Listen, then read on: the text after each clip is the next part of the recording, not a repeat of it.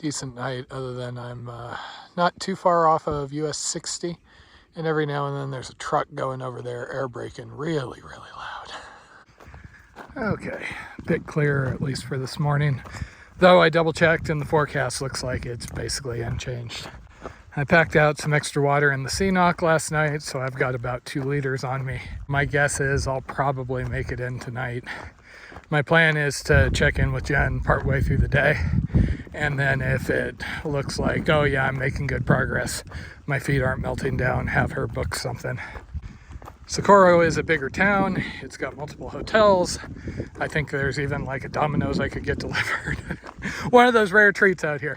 And it's Wednesday, so hotels should be reasonably priced, more so than my usual Friday, Saturday that I always seem to line up on towns for. And the post office should be open because I've got a pair of Ultras to receive, and then I'm going to send these Topos off to my parents. After all the steep gain and drops yesterday, it looks like today is just going to be more like this. Going across cow fields, gentle downhill. Once I hit the Rio Grande, get across that, which I'm doing the bridge, I'm not trying to ford it. From there, it's just 150-ish miles to the end, by my count. There is some climbing. I haven't seen any other notes about sections being super difficult. The latest one that I saw was about the Post-Winston section, which I'll agree with. Post-Winston and San Mateo's were a bit of a butt kicker. Most of the others around me are ahead. I guess Snapper, Colonel Mustard, and Sprouts are all in Socorro already.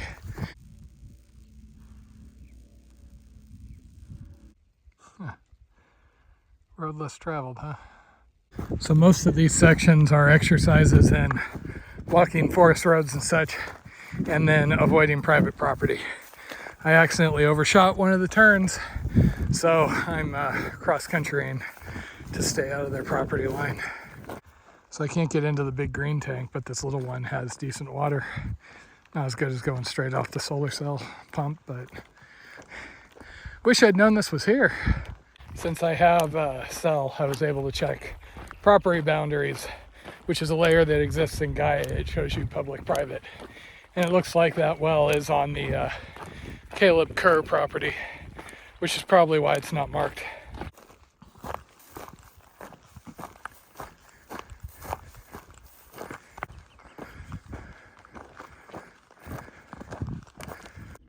So this is the Box Canyon BLM area. Looks really cool. Unfortunately, I'm doing another jag around private property, so I go this way.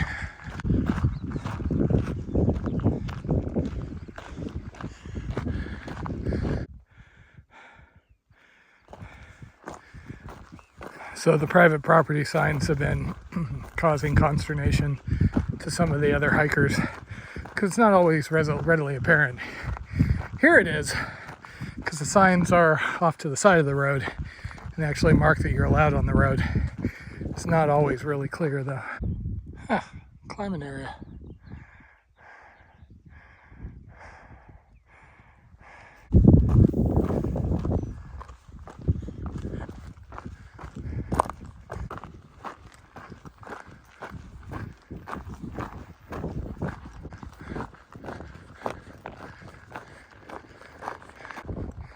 Just heard a loud boom and assumed it was start of the thunder because we got thunderheads building. I think there must be a mine behind this though. You see the smoke rising before that closed contour in the front. I didn't need any water when I got to that solar well. I'm trying to push onto a spring. This doesn't look bad, but it just abuses the filter.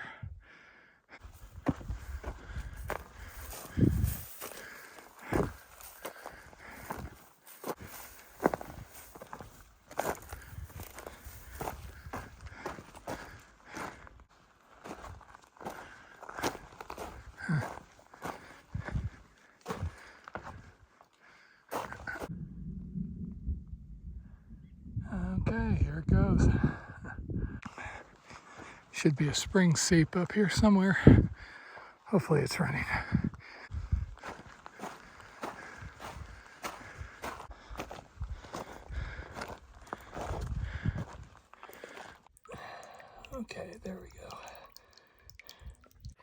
This is kind of an interesting one since it seems like this is being used as a settling tank. The stuff that comes out of that pipe is actually fairly cloudy. My best bet was basically reaching into the small hole with my CNOC, scooping out as much as I could. And I've been listening to the thunder back there. That tire water would have been fine, but that green water would have just killed my filter.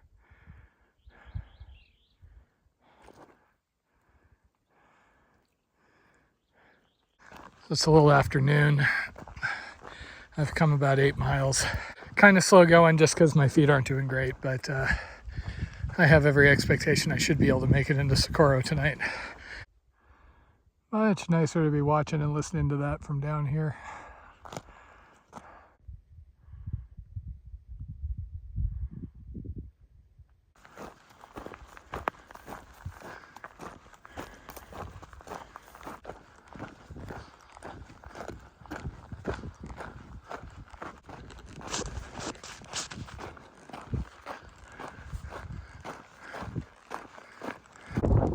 And welcome to Socorro. A bit earlier than I expected. Well, that's different.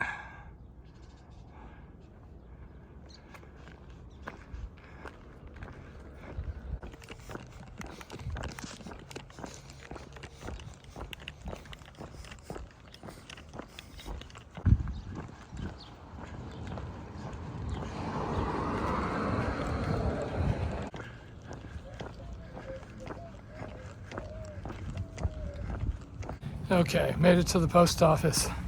Got my Ultra Olympuses, mailed the topos back to my parents. I'll screw with them on a shorter trip. I'm tired of having foot issues on this one.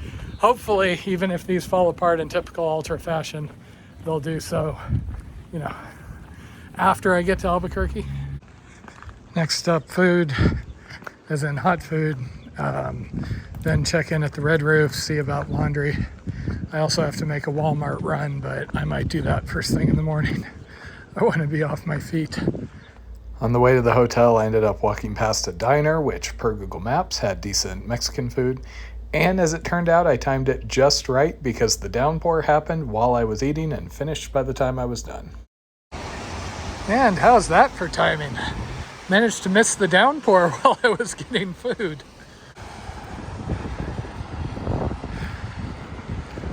Jen had booked me at the Red Roof Inn since it was affordable, had decent reviews, and it had laundry. This was planned to be the last laundry I'd do on the trip, hopefully. Admittedly, from the outside, this place didn't look the best. The shopping carts, the trash, things like that. The general neighborhood wasn't the best, but once I got inside, the room was quite nice.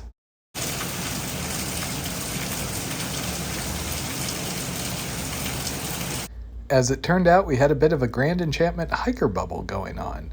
I heard from Snapper, and she said Colonel Mustard and Sprouts were there, so we decided that we should all get together. Afterwards, it was back to the hotel where I eventually managed to get access to the laundry room and get my laundry done about midnight.